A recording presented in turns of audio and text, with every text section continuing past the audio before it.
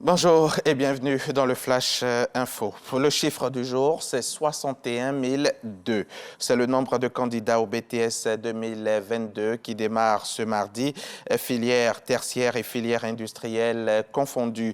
Ce sont 131 centres qui abriteront les épreuves écrites du BTS, donc le brevet de technicien supérieur. Le ministre de l'Enseignement supérieur et de la Recherche scientifique a procédé ce matin au lancement des épreuves qui prendront fin le 30 juillet prochain. Les précisions de Sephora Zegui à suivre dans le 13h. Un pôle mère-enfant est en cours de réalisation depuis quelques mois au CHU de Cocody. Et ce sera un pôle d'excellence qui va aussi assurer la formation continue des agents de santé. À ce jour, les travaux avancent bien. Le chantier est même à 72% de son évolution. Il a été présenté cette semaine aux journalistes de Côte d'Ivoire et c'est Didier Nguesson qui représentait la RTI.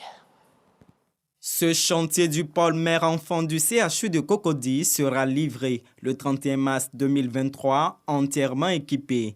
Une infrastructure de haut niveau dédiée à la gynéco-obstétrique, à la pédiatrie et à la chirurgie pédiatrique. Cette visite de chantier permet de découvrir comment le projet prend forme avec sa capacité d'hospitalisation de 102 lits équivalent, presque à un CHR. À la date du 13 juillet 2022, les travaux sont estimés à 72,6%. Ce centre va bénéficier d'un plateau technique de haut niveau qui va permettre donc d'améliorer la prise en charge de ces patientes et des enfants également. Il va bénéficier d'un apport important en matière de couveuse, en matière d'équipements chirurgicaux qui va améliorer donc les soins en matière de santé de l'enfant et de la mère. Ce futur pôle d'excellence de 22 milliards de francs CFA est un don du peuple japonais à travers son agence de coopération internationale, JICA. Nous avons deux axes, un consistant à accroître le développement économique et le deuxième, c'est contribuer à la société stable et sécuritaire. Donc, nous avons des projets d'infrastructure comme l'échangeur Solibra, la construction de ports cellulaires, collaborant avec la police nationale. Cette visite est la première étape de la tournée média de la JICA en prélude à la 4e édition de la TICAD, la conférence internationale de Tokyo sur le développement de l'Afrique qui se tiendra en Tunisie les 27 et 28 août prochains.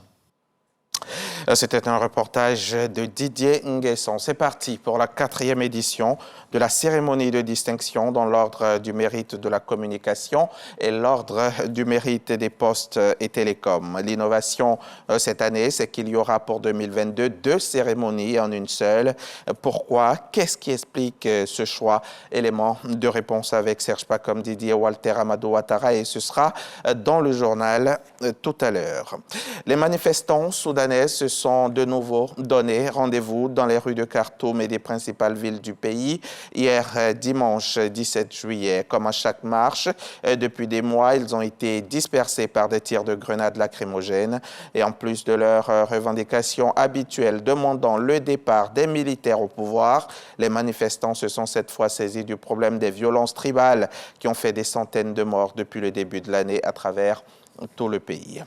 En Gironde, en France, où 11 000 hectares de végétation ont brûlé depuis mardi, un feu d'une ampleur exceptionnelle regagnait du terrain ce lundi 18 juillet. De nouvelles évacuations étaient en cours sur la commune de Cabanac, dans le secteur de Landiras. Les 1500 policiers venus de toute la France attendent, épuisés, du renfort. Les habitants du département se mobilisent également pour leur venir en aide et participer ainsi à la lutte contre l'incendie. Coup de tonnerre politique en Ukraine où, hier dimanche au soir, le président Volodymyr Zelensky a limogé 2 des principaux personnages de l'État.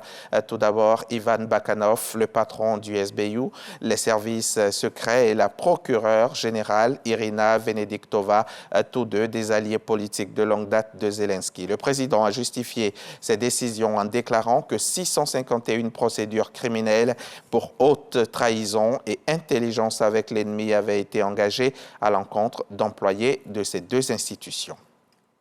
À tout à l'heure pour le 13h.